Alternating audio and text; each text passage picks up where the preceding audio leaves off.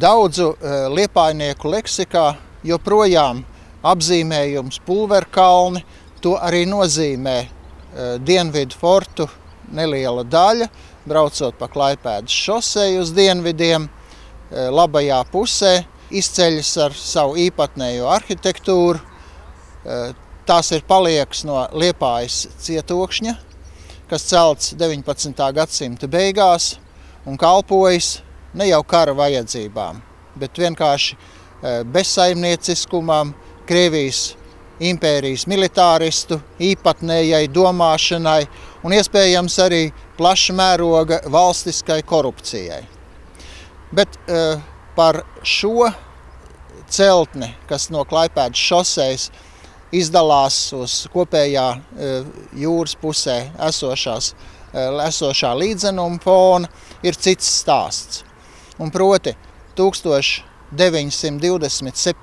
gadā pasaules ekonomiskās krīzes apstākļos 4 uzņēmīgi liepājnieki, Miķelsons, brāļi Gūtmaņi un Jānis Putna nodibina akciju sabiedrību Liepājas pulvera fabrika.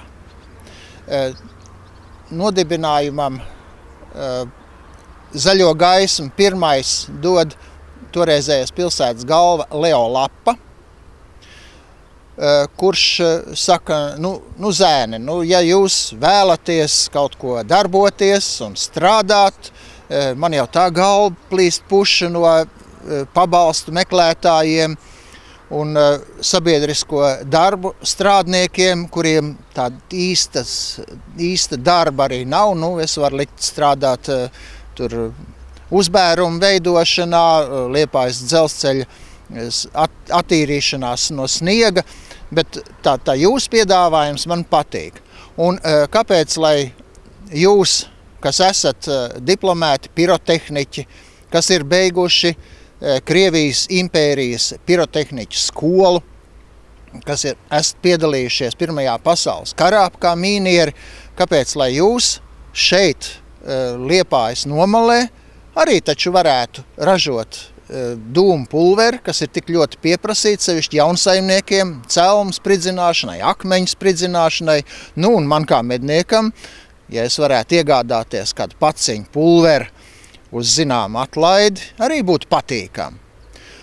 Domāts darīts, un 1929. gadā Liepājas pulveru fabrika uzsāk savu darbību.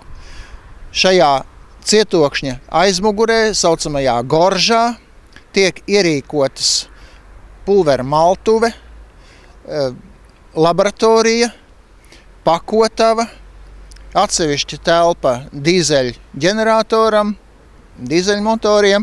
Augšējā daļā tiek izcirstas lūkas un uzmūrēti ventilācijas skurstenīši, kas joprojām ir arī redzami, un ražošana iet vaļā. Tā ir diezgan apjomīga. Katru gadu latos izteikts apgrozījuma apjoms aug, jo es skatos statistikas atskaitēs, piemēram, par 1938. gadu, 86,000 latu apgrozījums. Tas ir tādai mazai fabrīciņai pietiekoši liels apgrozījums.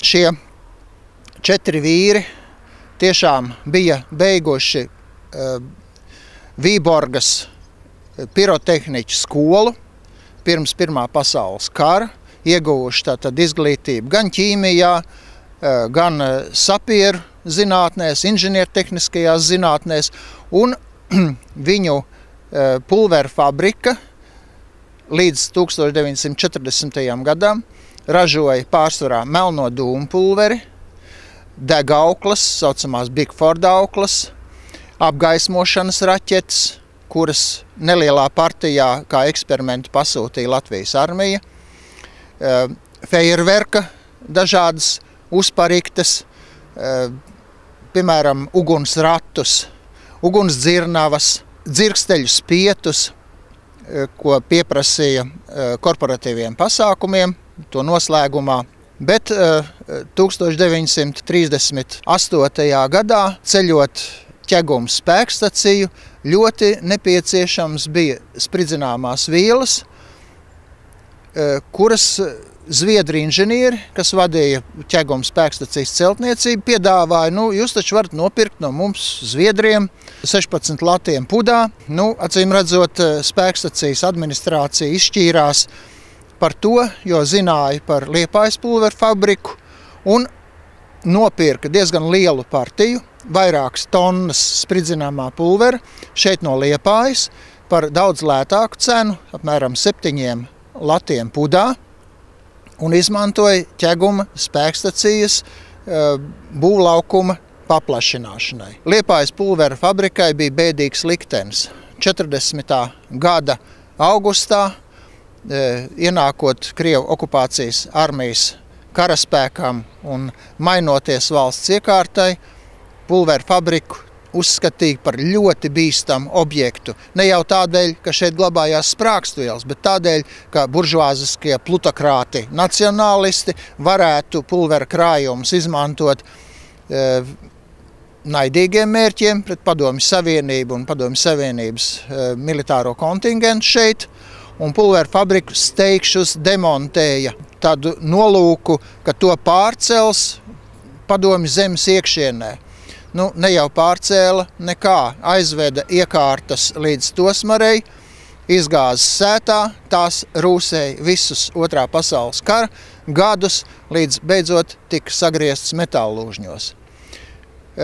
Liepājas pulvera fabrika ir piemērs uzņēmīgai, vietējai saimnieciskajai darbībai, kas pat tādas pasaules ekonomiskās krīzes apstākļos, kāda plosējās 20. gadu beigās, 30. gadu sākumā, spēja darboties, eksistēt un nest peļņu gan pašiem dibinātājiem, īpašniekiem, gan Liepājai.